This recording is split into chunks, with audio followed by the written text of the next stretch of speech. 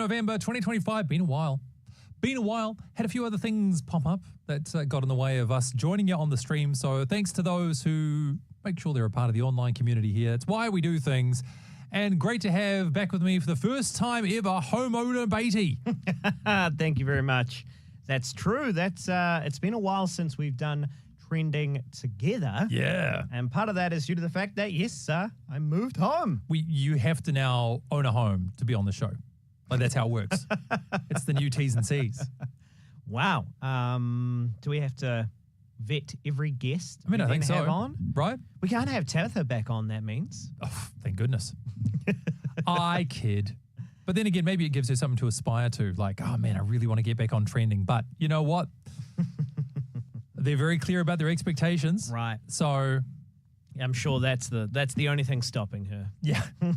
It's like shifting the goalposts, right? Like when you're I hate to say this, but I'm going to. You know, when you're a young single, you get told that, actually getting married is the next thing you have to do. But we're like, nope, we're kicking the can down the road even further and saying, no, home ownership. Which is, there's a good question. Which one's easier? Getting married. Getting married or home ownership? Surely, getting married. Do you think so? Yeah, because you can, if you want a lavish wedding, you can spend a lavish amount. But if you want a cheaper one, yeah, you could get married for $50 or whatever it costs to get the license, right? Like, well, okay, so the specific act of getting married, yes, but if you're factoring in the challenge of finding said person, right, yeah, gotcha. I certainly looked for a person to marry much longer than I looked for a house to buy. Well, that's true. That's a good point. Yeah. I think And you don't get to make requests of the person you're marrying to say, well, you need to do these things before settlement date. Otherwise, I'm out. Can I get a cost reduction? Yeah, there's a few things that are in a state of disrepair that need to be sorted out. That would be an interesting foundation to build a relationship on, wouldn't it? I mean, look, open communication. That's true. Expectations, very That's important. Right. Yep. By the way, welcome on into Trending. If you've just joined in, you're rather confused as to what is going on, especially if it is your first time. This is the pre-show before we go live with our radio audience as well. The show is going to take a look back at the week that was in terms of the trending stories, looking at Google, looking at popular news sites. So we've got a bit to talk about this week for sure. Yeah, the highs and the lows. Interesting. I like to think this every week, but I would say we've covered a broad range. A few things we've deliberately not talked about today as well, in that we have a lot of sport. We almost didn't talk, well, I don't want to give it away, but there is one topic that we almost didn't talk about, and then it turned up like 3 times in the top 20, and we thought we would kind of have to. All to say, what will it be? Let us find out together. Thanks for joining us on the live stream. We're going to bring in the rest of the nation now, so let's go.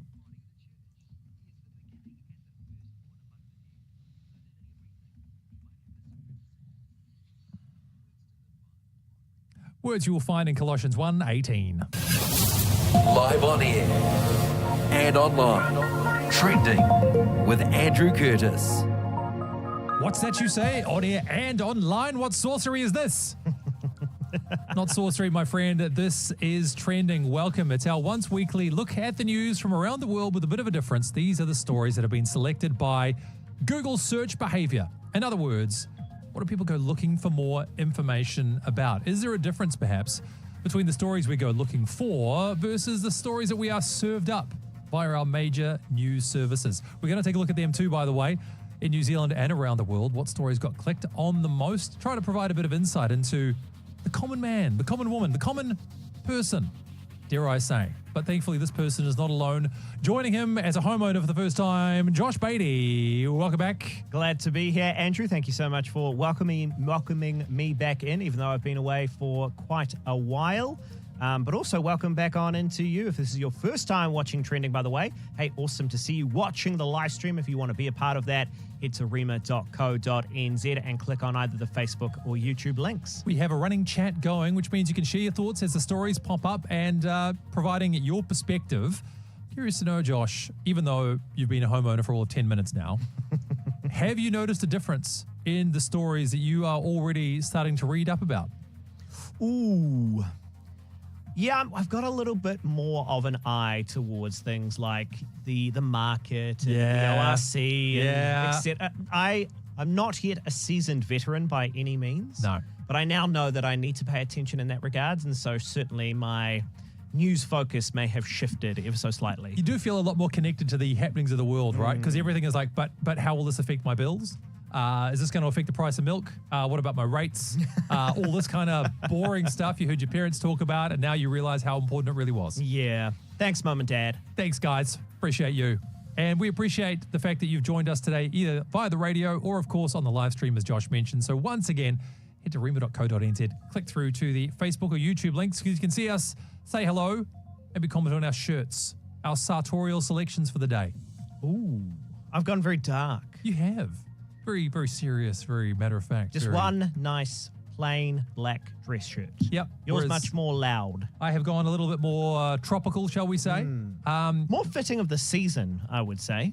Well, I would say, though, black you can't really go wrong with, mate. I wouldn't be too hard with myself if I was you. I do notice, though, that because you've got much more of a light background, I'm kind of fading into the background behind me. It's also black, and I may just be a floating head on the stream if you want to see, by the way, rema.co.nz. I don't know why I pressed that while you were talking. I don't know what I was thinking with that. I don't know. Maybe we're out of practice. We are going to take a look at our first news story from the week that was. How do we do this again? What's supposed to happen? What was going on in the Google searches and other news services around the world? So this first one, we're actually going to go both UK and US back to back to back. Yep. And, well, where to start It's with this one? It's a bit of a poison chalice, this story. If you've been following the Epstein saga for a while, and you go back to when Joe Biden was the president of the US, a lot of noise was being made by the Republican Party about the Epstein client list. Who was on this list? These dubious characters who've been hanging out with Epstein and, by extension, of course, involved in all sorts of Debauchery. Debauchery, great word. Bad thing to do, great word. And then, of course, suddenly change of president. We end up with Donald Trump in charge. Pam Bondi takes over as the Attorney General. We've got Kash Patel, who's looking after the FBI. And there are promises that the Epstein files will be released. You're finally going to know what's going on. And then Bit of a 180. bit of a 180, bit of a stall, bit of a... I remember at one point there was a release, I think it was from Pam Bondi, who said, no, there's nothing to see here. There's nothing to be released that hasn't already been talked about. Donald Trump is quoted as saying it's very boring. Oh, very boring. Oh, just don't know why anybody would want to look at it. Why would you want to know about a billionaire financier who was trafficking human beings? Like, that's... Snooze fest. I don't get out of bed for that. Anyway, Donald Trump back in the headlines, first on The Guardian. So let's take a look at this headline here. Trump says he signed the bill to release the Epstein files and then announces a meeting with Zoran Mamdani, who's, by the way, the new mayor of New York, as it happened. This was the #1 story on The Guardian in the UK. They love a bit of US news on The Guardian. I also believe that it has just been decided by the House of Representatives that they are going to release the files. It was voted, I believe only one against for the majority to say, yes, it should happen. So it's now with the Senate. Yeah, you got to be careful with the optics on that, right? Like, imagine being that one guy who says, no, I do not want to get a list of clients of a billionaire pedophile to be released out of principle. And everyone's like, yeah, sure. I have tried to avoid speculating on this story, but you do have to wonder what's really going on with this. Like, people have said, and this is the one that I think the most plausible, usually don't encourage too much in the way of conspiracy theory, but for this one, I think you kind of have to, that the things that Epstein were getting up to were known by the US governments of the day. And I say governments because, of course, his activities spanned more than one presidency. And that they were using this as a way of getting leverage on world leaders. So they knew what Epstein was up to, but for whatever reason, they were allowing it to continue because it gave them leverage on various world leaders. Now that, of course, there's a chance that their involvement could be revealed, this is why every time a new president gets involved, they go, oh gosh, we actually can't afford to be transparent about this because, the whole edifice will collapse. Right. So there's almost an inherited lie. Yeah, it's exactly what it is. It's exactly what it is. So this is what Pam Boddy had to say about the situation and releasing the Epstein files. So we have released over 33,000 Epstein documents to the Hill, and we'll continue to follow the law and to have maximum transparency. Also, we will always encourage all victims to come forward. What are the next steps, Madam Attorney General, for the DOJ regarding what we assume President Trump will sign into law with the Epstein files? Is this going to be on the Justice Department website? What are you doing here over the next 30 days, as we understand it? We will continue to follow the law with maximum transparency while protecting victims. They got to follow the law, guys. It's as easy as that. Nothing else to see here. Problem solved, right? The realist, I was going to say skeptic in me, but I think the realist in me does not believe that for a second. Nah, not really. So it's gone from the Republicans calling the Democrats complicit with pedophilia for covering for Epstein. Now shoes on the other foot. It's the Democrats saying, oh, well, clearly it was actually Donald Trump who's best mates with Epstein and so on and so forth. There's very much a aspect of the political football about this, but it was number one on The Guardian, number one on CNN. And how would you respond, Andrew, to a comment that's come through via the text? By the way, you're always welcome to text on through 8168 with the keyword REMA. If you are listening, if you'd like to watch the stream, rema.co.nz and click on either the Facebook or YouTube links and leave a comment below. But Rachel has this to say: please watch Fox News for more truthful news. Sick of the mainstream news lying. Stop believing it. Also, if there was dirt on President Donald Trump, do you think that Biden would have not released any dirt on Trump? Well, two parts to that. I think we're happy to cover Fox News stuff as well as we go, so we can fold them into the mix. I don't really have a problem with that at all. If there was dirt on Donald Trump, do you really think Biden would not have released it? I mean, it's a fair point. If you had the chance to, and we've seen this already with criminal prosecutions against Donald Trump, there was that whole thing about in New York that he was convicted on to do with business dealings and disclosure of payments to, well, former associates of his. So I think if they could nail him to the wall on something, they certainly would have. But I just feel like this story probably has its tendrils in more places than people want to admit. That is exactly what I was about to say. My speculation, and we can only speak in speculation at this point in time, but as you say, if there is truth to that inherited lie, as it were, bit of juxtaposition, but if Biden was inheriting that lie, would dishing out that dirt not only also implicate Trump, but implicate him as well? Because you can go the other way as well and say, you know, if Donald Trump had the ability to implicate his political rivals, which Epstein was connected across the political spectrum, particularly with one William Clinton. That's not speculation, by the way. That's pretty well documented, the number of times Bill Clinton traveled on Epstein's plane. If he could have released all that information to incriminate Bill Clinton, I reckon he would have done it in a heartbeat as well. Not a big fan of the Clinton family, especially Hillary, is our Donald. That is not exact. We don't need to speculate on that one. No, that one's pretty well known. So, nevertheless, number one story on The Guardian, number one story on CNN.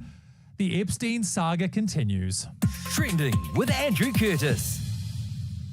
Let's change tack, though, shall we, to what's going on in Australia. And it's always great to get a sense of what's important to the US, what's important to the UK. However, what's important to our Australian friends is something I'm struggling to relate to. Well, I only became aware of this after we looked into it for our show Trending. So again, this is a trending story, not particularly here in New Zealand, admittedly, but over in Australia, our very close neighbours.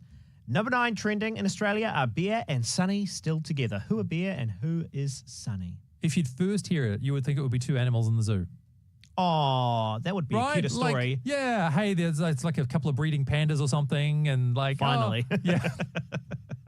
But no, this is about something else entirely, and it is a great example of going down the rabbit hole because you get one question, which leads to another question, which leads to more questions. So, are Bear and Sunny together? Apparently, they're the winning couple for Australia's Golden Bachelor competition, which leads to the obvious follow-up question. What is the Golden Bachelor competition? So it's like a Silver Bachelor, but it's even more expensive. And experienced, Yeah. shall we say. So, no, the real answer, of course, is that The Golden Bachelor is like The Bachelor. I almost wanted to call it a dating show, but it's manufactured reality TV nonsense of dysfunctional human beings pretending they care about romance when they're just competing for attention on television. That's too long of a byline for the show, though, so they don't go with that. This one, though, for an older demographic. So allow me to introduce you to some of our stars of The Golden Bachelor. This is Bear, who unironically calls a child Bear, by the way. Do you think he was named Bear? I mean, it's or possible. did he inherit Well, or adopt his name? The name Björn from Sweden does mean bear. Is Bear Grylls Actually a bear? Ooh, that's a great question. like named Bear by his parents? This is the segue that this part of the show needed. All right, let's get to know Bear then, shall we? Don't feed him, though. He never used dating apps. I've signed up to one once, and I got too scared. My dream lady would be fun, intelligent, adventurous, and very forthcoming, very outgoing. I don't tend to read romance novels, but I am reading right now Ego is the Enemy, so I'm taking a few pointers from that. Workout tips is lots of weights all the time and never stop. Ego is the enemy, but I'm going to do a dating show. Yeah, do you think, and I wonder maybe connecting this back to more of a Christian context, we often in society and even in Christian culture as well mine dating or a love life scenario for all that it is because it is so rich in drama that we are interested in. But I think sometimes, unfortunately, this falls into our Christian culture as well, even when we have these marriage courses and events and stuff like that. Interesting take. Have you had an experience that's fueling this? Because I feel like you're drawing off something that's happened. I think there is a lot of focus as a young person. Well, so now I am married, 31 years old. In your 20s, there is obviously a lot of focus, and I think we can both agree on this in church about getting married. And it's an unspoken thing. It is not unspoken at all. Well, sometimes. What on earth? Are you kidding me? Unspoken, my foot. I Anyway. don't know that I had anybody ever directly come and tell me you should be getting married. Did you not? Oh, I had a lot of when are you getting married? Yeah, exactly. Okay, so, right, yeah. you know, a horse by another name. But I think potentially there is too much. There is an element of that which is beautiful and correct to uphold the sanctity of marriage and the benefits of what it is. But then there's also this kind of twisted, this is a person who has yet to go through that process, and it's almost delicious to see how it unfolds for them. And potentially that poisons the chalice, as it were, particularly for those on the other side. I would agree. I think that's fair. There's something about romance and relationship, and there are others who've talked about how the position of our romantic relationships has been elevated in modern culture anyway, whereas finding somebody to love and to marry is the number one thing you can do in your life. Though some are saying that because people have been so burnt on dating apps and so on, that it explains why career is reemerging as like the number one thing. Don't worry about finding somebody, just focus on your job because the dating market's so horrific. Have you encountered, if you listening right now have encountered any scenario where you felt maybe a little bit of pressure, you felt a little bit more of a twisted scenario that was not healthy in terms of the approach to marriage within church or without church? We'd be interested to know. Do get in touch, 8168 with the keyword Rema, or feel free to leave a comment below. If you're watching the stream, just head to rema.co.nz. Especially keen to know what it's like being, say, a single from the age of 30 plus. 30 plus singles in church, mate, that is a character building experience. Trending with Andrew Curtis. Now to something that captured the attention of the world for quite a while and yet has reemerged this week. Quite a little bit of sleuthing though on our part. Number 15 is the word lurid. Lurid. Lurid. Would you like me to explain what it means? Please do. It means unpleasantly striking or bright in terms of a color, but usually on purpose. So attention seeking. Think of a fluorescent vest for a road worker. Right. Purposely striking, not exactly pleasant to look to, but of course it's capturing your eye purposely so that in that situation, the road worker is safe, etc. So you might say they're luridly dressed. Exactly. Well, so why then was lurid so popular? Not because of road workers. No, because of the Wordle. Oh, Wordle. There was a time where I was a pretty regular Wordler. Was it during lockdown? It might have been. That was when most people started to Wordle. I think the guy who invented that too made like a couple of $1 million selling it to the New York Times. So Wouldn't be surprised. certainly did very well out of it. But maybe this word in particular, people unfamiliar with it, trying to find out when it came up with the answer. Like, what? That's not a word. I think that is exactly it, to be honest, Andrew, because every so often the Wordle, which, again, I did not realize was still a thing, although my co-host over on Life FM for the afternoon show, she does the Wordle every day. She got it pretty quickly, actually. But a lot of people probably going, what is the Wordle? Finding themselves getting it incorrect for a while because not a well-known word, and then maybe Googling, what does it mean? What is it? I'm suddenly aware that there might even be people listening right now who don't even know what a Wordle even is. Like, what are we talking about? Perhaps we should explain the Wordle. So, in fact, if you join us on the live stream right now, I figured the best way is to give it a go.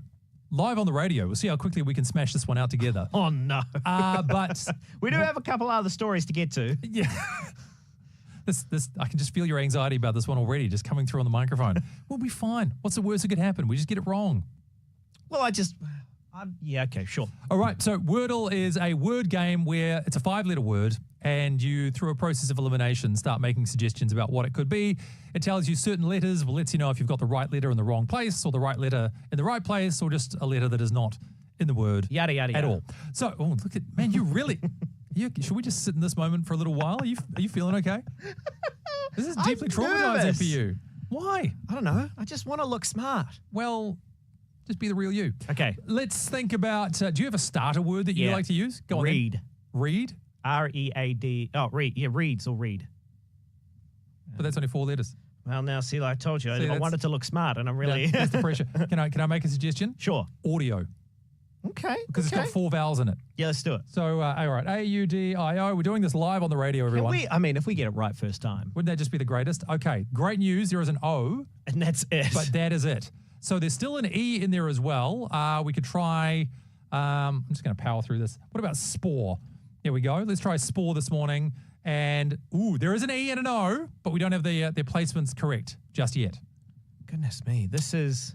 more riveting than I thought it would be. Let's think about what else we could do with this. How about money? M-O-N-E-Y? That could be it.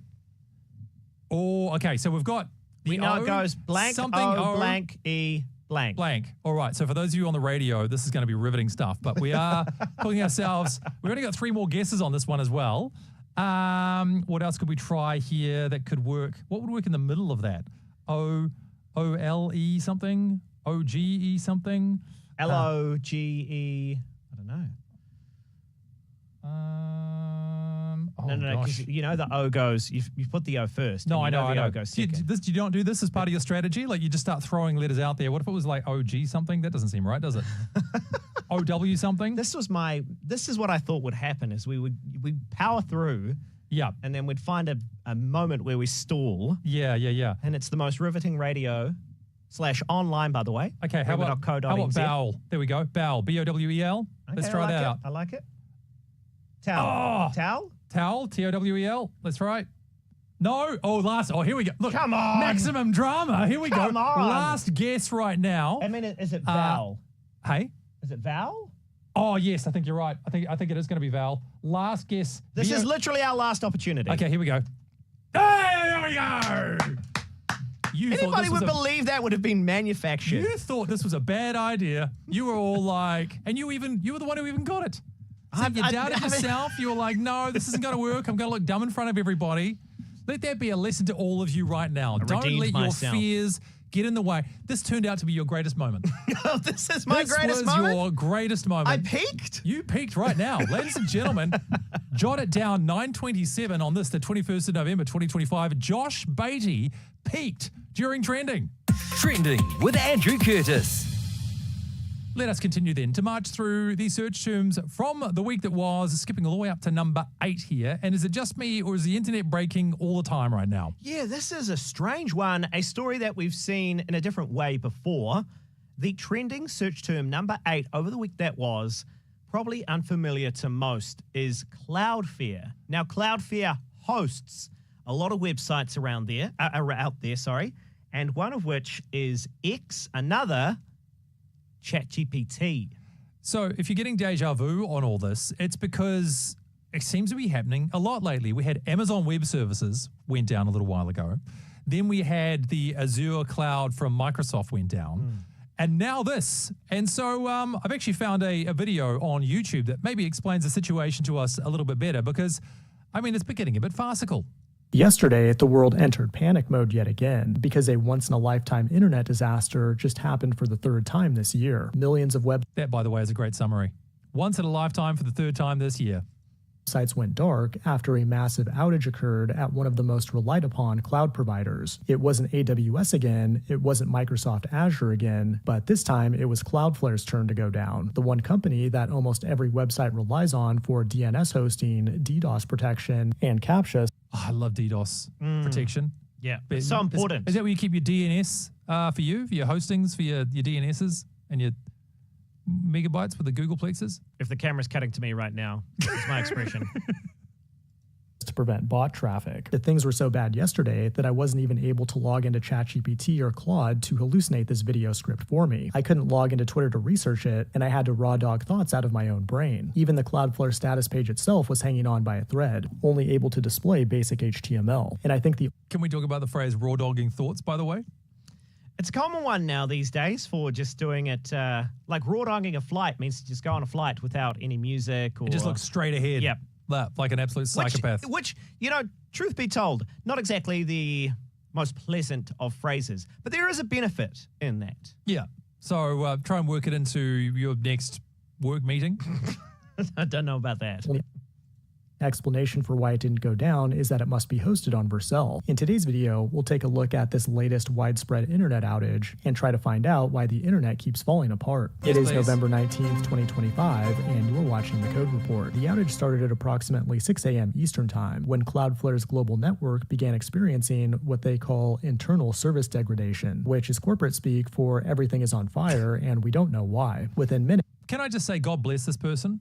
Because they are finally translating these stories into something that anybody else would understand. Yeah, there's a brief moment each time where I'm going, I don't understand this. It's getting a little, and then he just brings a little bit of levity, which helps us go, okay, right. I So see the situation. For the rest of us who now understand what's going on, let's continue. it's platforms like X, OpenAI's ChatGPT, and even ironically, Down Detector itself were showing Cloudflare error pages. Even League of Legends players couldn't connect to servers, creating a rare occasion for elite professional gamers to touch grass. But the big question is, why did this happen? Was it a supply chain attack, a misconfigured DNS setting again, or a massive widespread conspiracy that was planned by Big Cloud all along? Well, it appears to be none of these. The CTO of Cloudflare said, quote, "A latent bug in a service underpinning our bot mitigation capability started to crash after a routine configuration change we made. That cascaded into..." So there was a There was a bug. latent bug in a service underpinning our bot mitigation capability started to crash after a routine configuration change. Why don't you just say so? Why don't you just tell us that in the first place?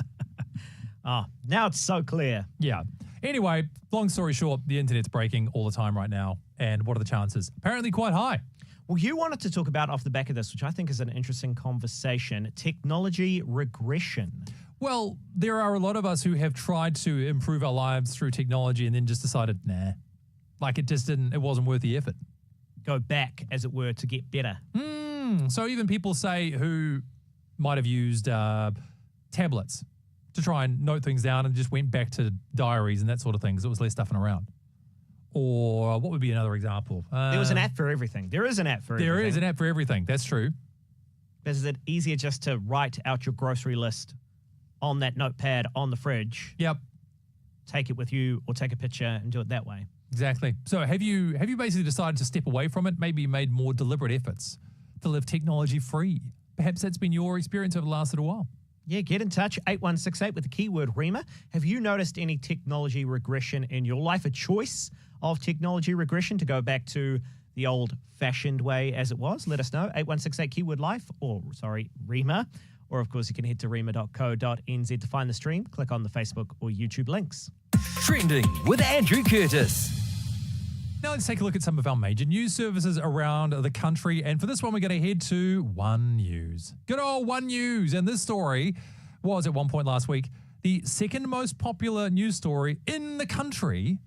Did you ever stay in the uni halls, Josh? No, never was a uni hall resident. Quick reminder, by the way, this is Trending. Looking at the news stories from the week that were trending in terms of the Google search results, as well as on our popular news services like One News. This was the second most popular story on One News very recently. Uni halls were a rite of passage. Now they're a financial headache. I mean, to be fair, I think they used to be a financial headache as well, didn't they? I don't know. I never. Although they weren't cheap. Maybe that's why I never did it. Yeah, I made sure I stayed at home while I was studying. Feels very like old-fashioned and obvious, but if you can possibly live at home while you're studying, you'll save yourself thousands.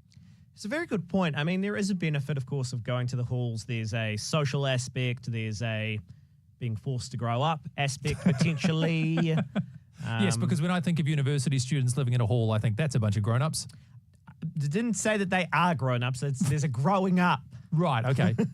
It maybe speeds up that process. So this story goes on to talk about the halls of residence are supposed to help students transition from living at home to living independently, but the fees charged can now reach $30,000 per year. Study-linked loans won't cover the level of fees, which leaves students relying on parents or part-time jobs if they can find one, which, of course, right now we know the job market is rather scarce. A lot of people on various job-seeking sites. I'm adjusting myself in my chair, Josh. I'm adjusting myself in my chair. You know what that means. Oh, gosh, he's got something to say. Is it really that hard? If you're a uni student to find yourself a job? Are you kidding me? Are we just a little bit too bougie these days? Children? He says, knowing that almost nobody under the age of 18 is listening to the show right now. No, I think it probably is. I think I disagree with you, to be honest. Yeah. I don't know for sure. I haven't been looking for a job myself. I know a lot of people are. I know a lot of people personally who are and have really struggled. Yeah. Okay. Sorry, I'll let you finish your thought. Well, I imagine, this is what I imagine, and I have no proof. I have no evidence to back it up. Of course not. But of course, if you're looking for a job, and even if you are overqualified, but you need something, you're going to take those low-paying jobs, which pushes everything down, meaning those who are just trying to enter the job market have less availability of jobs. I don't know how many mechanical engineers are applying at McDonald's, though. I don't know. You're right. I don't know, but I'm wondering if some are. I don't know either, but half of this battle, Josh, is saying things we're not sure about with complete confidence. We don't want to be some of those radio announcers. And yet here we are. I just wonder, man, when it comes to finding uni jobs and things like that, is there just certain stuff that we're a little bit too bougie about? And so what do you mean by that, too bougie? Too unwilling to accept a job like working at McDonald's? 100%. Okay. 100%. Look, you can let me know if there's a whole bunch of different perspectives on this, particularly for those who have uni-aged children, or maybe you are a uni-aged child. That's right, I called you a child. 8168 with the first word, Rima, or jump in the chat right now, but I would love to know what your sense is for this. I certainly agree when it comes to finding full-time employment. Definitely very difficult. I suppose part-time is downstream of full-time, so I'm not saying it's easy, but at the same time, I don't know, man. How hard is it really? I'm skeptical. Man, I'm really just leaning into my boomer phase, aren't I? Well, look, Kids these days, when I was their age, I had 4 jobs. Look, so neither of us have boots on the ground when it comes to this conversation. So that is why we are interested. If you know somebody, if you yourself are looking for employment or have, teenage kids or uni kids who are looking for a part-time job, etc., what is it really like? What have you encountered? Let us know, as Andrew said, 8168 keyword Rima. Before we do move on, here's just a few snapshots of pricing for you here. The Te Puni Village for University of Wellington, or the Victoria University of Wellington, by the way, most garbled mess of a name change in tertiary history, paid $524 per week to live there. How much, sorry? $524. Per week? Per week. That was more rent than I've ever paid in my life. Exactly. That's a staggering amount of money. And then Chloe said she's getting paid $323 a week for StudyLink. I wonder if how much of this is just the fact that because kids are able to bump up their expenses through StudyLink loans, these residences are able to keep putting their prices up as well. Ooh. Because I guarantee you, if they increase the amount StudyLink can pay to $500 a week, that price from Te Puni Village will be $700 in no time. Scam is what it is. Scam. Trending with Andrew Curtis. Just got a text through back to a previous conversation we were having a moment ago. Says this, Rima, I am definitely moving away from using my phone for everything. I use paper and pens where possible. Works better for my brain and means I'm not on my phone so much in front of my kids. I actually have a radio at home for Rima, and going back to DVDs as well for the kids to watch rather than streaming platforms has been great as they can access safe content. Ooh. Also says cheaper too. You are my star of the day.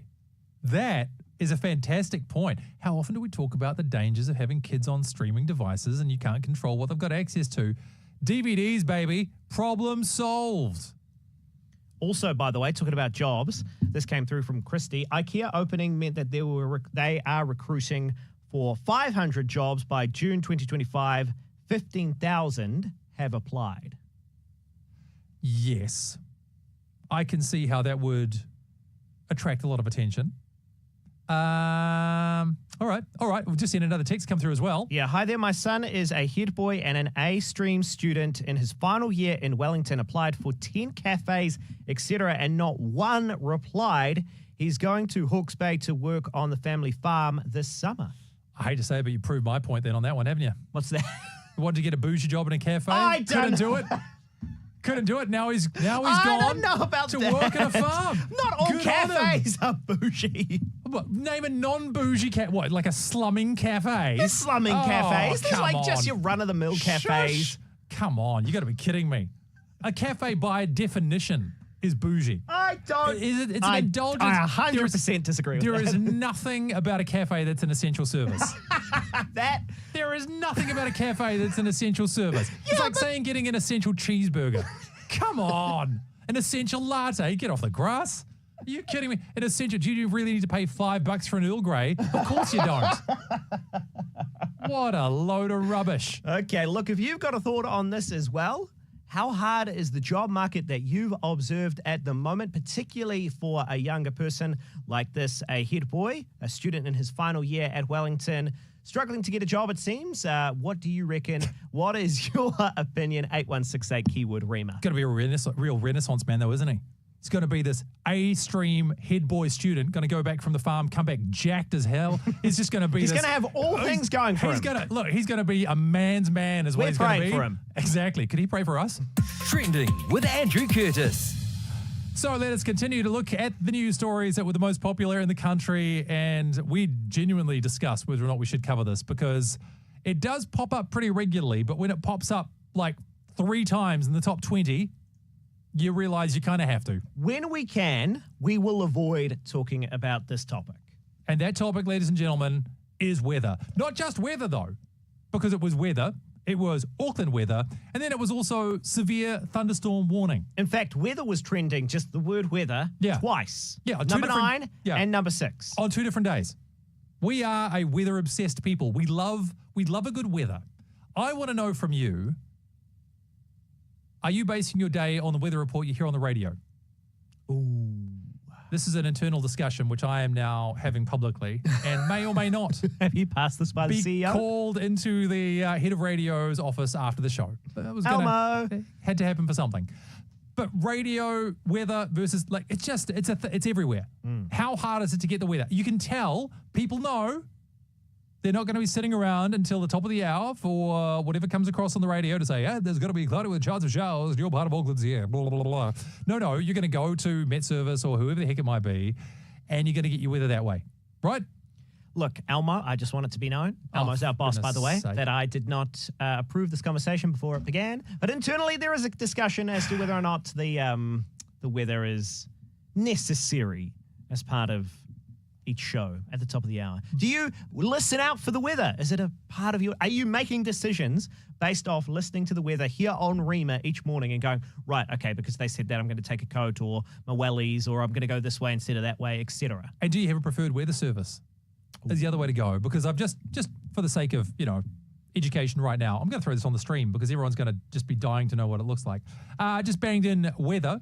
Now, for those of you who are not web nerds, let me just let you know that your Google searches may vary compared to somebody else's, because Google does start to factor in your prior search behavior into your Google search results.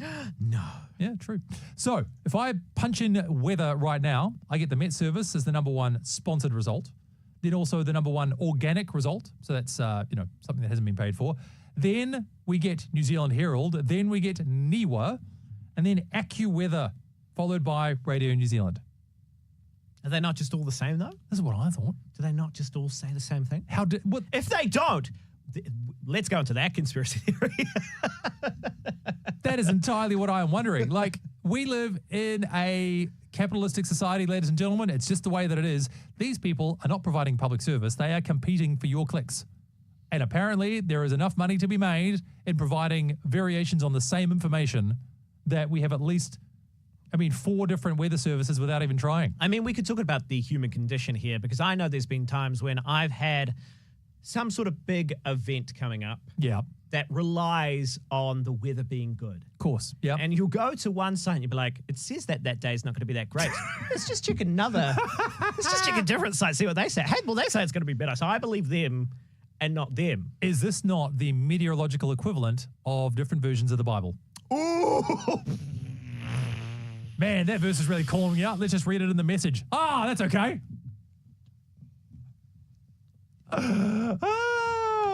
Complaints to Josh.Beatty. No! No. But I take your point. You do that, don't you? It's like, well, this is the same information, but I don't like it, so I'll go with this one. It's part of the human condition. Do you really trust the weather reports either? Like, that's the other thing. I might look at it, unless it says like 90% chance of rain, you don't really know. If you live in Auckland, or maybe anywhere other than, I want to say, Canterbury. It's one of the few parts of the country where if it says it's going to be sunny all day, it probably is. But I feel like most of the North Island, at least, can be highly changeable. Oh, without a shadow of a doubt. Imagine living in Wellington. The state of it. That's a different conversation entirely. Anyway, the weather. Super popular. Now, there was some heavy rain warnings and all this kind of stuff this week. We actually had an interview with somebody from the Met Service earlier on as well, just to talk about what's happening. But the thing is, it is important on the one hand to be broadly aware, but at the same time, I'm always sitting there going like, how much of my life is this changing? I suppose if I was more of an outdoorsy, tramping, camping kind of person, or even a picnicker, then perhaps. But I don't know. Yeah, look, we want to know also, are you making any decisions based off the weather you hear specifically on the radio? Do you value the weather report that comes at the top of the hour? What do you reckon? 8168 keyword Rima. Or, of course, if you'd like to be a part of the stream, if you are, leave a comment below, but you can find it at rima.co.nz. Click on either the Facebook or YouTube links. Trending with Andrew Curtis. All right, rockers, you knew about this one, didn't you? But did you know it would get to number 3 in the country this week? Metallica, with a third most popular search term, legendary rock band, though I feel like they might have missed your generation by a fraction, Josh. I don't know. A lot of people in my sphere, and rather surprisingly to me, I found out, went to Metallica. I didn't even know they were playing. Neither. I think Look, actually, if it's not on Shine TV, I wouldn't know. Because I actually go past the stadium every week when I play netball. I've seen the billboard there for the longest time. I see. Yeah, right. But not really interested, if I'm being honest. I really didn't pay attention. But then my social media was flooded, particularly a lot of people posting on their stories on either Instagram, Facebook, etc., here at the Metallica concert and just having a great time. So I thought this was kind of amusing that the New Zealand Herald decided to cover this story, as of course you would have to do if it was the third most popular news story in the country. And so their means of covering it was just to talk to random people out in the crowd. One of these guys in particular, greatest voice I've ever heard. That's an overstatement, but it's a pretty good voice. You'll see. We've been waiting for like an hour. Oh man, Yeah, we got here a couple hours ago. We've just been up at the bar. That moustache, by the way, for those of you who are on the live stream, is that a thing? Like that kind of power moustache? We'll just go back a bit, Josh, so you can see it on the screen here. Oh, yeah, no, the power well, it is also Movember. Oh, yeah. That completely missed me this year. Anyway. We've just been up at the bar. It's pretty packed, but it's moving. We've had quite a few marshals kind of telling us where to go in terms of what lane we have to be in. So it's been pretty organised. I come from Palmerston North. From Tauranga. And from Hamilton. Very excited. Oh, bro, we're pumped, bro. 15 years is a long time to see them, so yeah, can't wait. That guy is in a screamo band. That guy needs a throat lozenge in He really does. my mind. By the way, if you're just listening and not watching the stream, maybe a little bit surprising, the coverage we have here from the Herald, correct? Yeah. Is not of the concert itself. No. It's of the line. Yeah. To get into the concert. Because somebody in the newsroom was thinking, you know what's really just going to blow up people's feeds? It's just going to pop. Is people standing in a line. So what's it like standing in a line? Yes, we've been standing in a line. What's it been like for you? Yes, I'm also standing in a line. Crossing live to Barry. He's further down the line. How are you, Barry? Yes, I'm standing in a different part of the line. But you'll never believe it. This is still the same line. I love the guy who's also like, there's a lot of people here. Yeah. It's generally how these things work. What's what you're hoping for? Right. So obviously riveting. Mind you, you don't want to fall foul of Metallica. They are notoriously litigious when it comes to their music. What does that mean in this context? Well, they'll sue you, basically. Oh. They love a good sue. For those of you who aren't familiar, have you heard of Napster? I have, yes. Yeah, so Metallica were basically at the forefront of destroying that music sharing service. Free music sharing service. Yeah. So they were not keen. And so they in particular went after the dude who set it up, who then also ended up becoming involved in Facebook. So it's all just interconnected. Yay. Metallica, number 3 in the country in the last week. Trending with Andrew Curtis. Quickly skipping across to stuff.co.nz right now, and breaking news, apparently if you go to Australia, you'll make more money. What a shock horror. Absolutely. But Andrew, surely this means that a lot of people are going to start moving to Australia to make more money. Well, when you say it like that, Josh. Oh, I'm so sorry. Unbelievable. Oh, Look, no. The stream numbers have just plummeted as everyone has just bought tickets and flown to Australia. While you were saying that, I hope you're happy.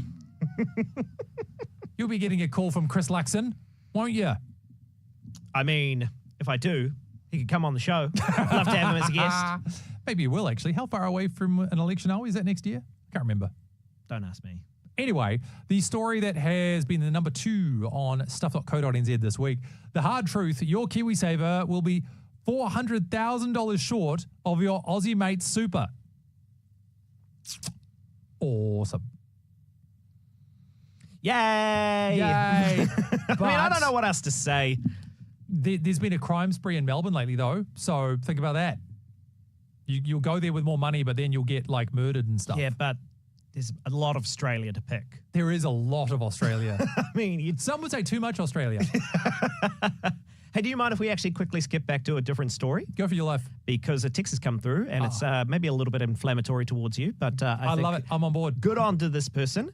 Wow, you are so, and capital so, out of touch. My son cannot, again, capitalize, get a job to complete his work experience, and therefore he can't graduate. 2 years he's been trying, hundreds apply for every job advertised. His flatmate continues to study to complete his master's in the same degree, and unable to get a job, has gone back home.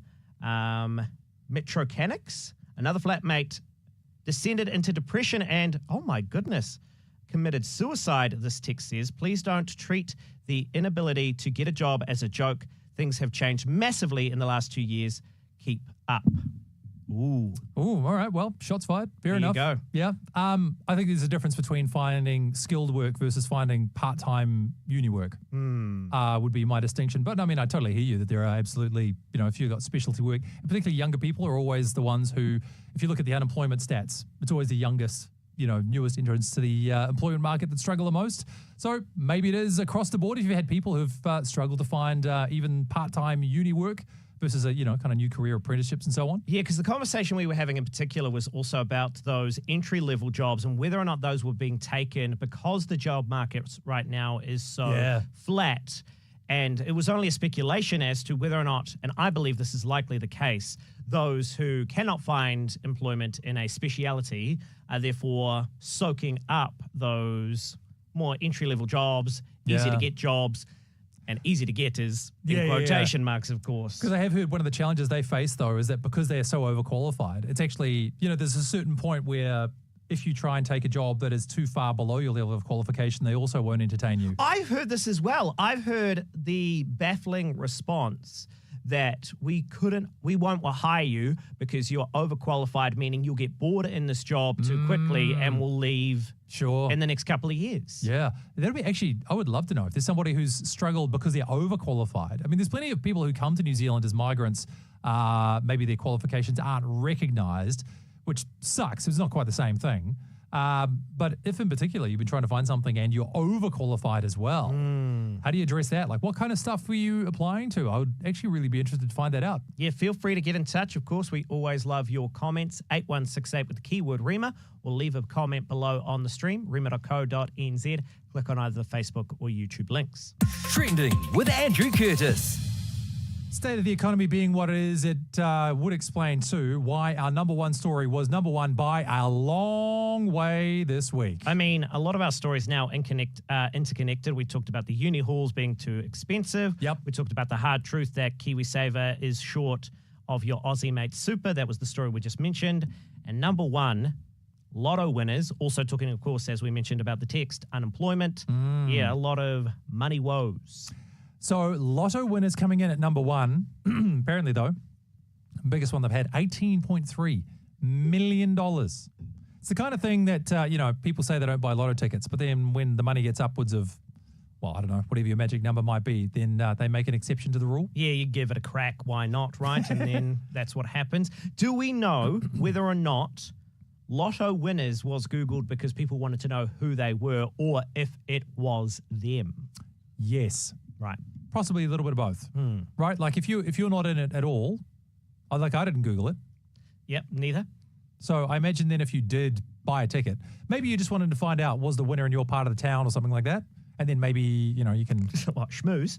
Well, it's more like if you haven't looked at your ticket yet, but, they say, the winner was in, I don't know, Aotearoa. Then I go, well, that definitely wouldn't be me, that rules me out. I won't. Yeah, why would I even have a look into this? Because I know I don't live in Aotearoa. Okay, I get you. Yeah. But no, Christchurch family, 18.3.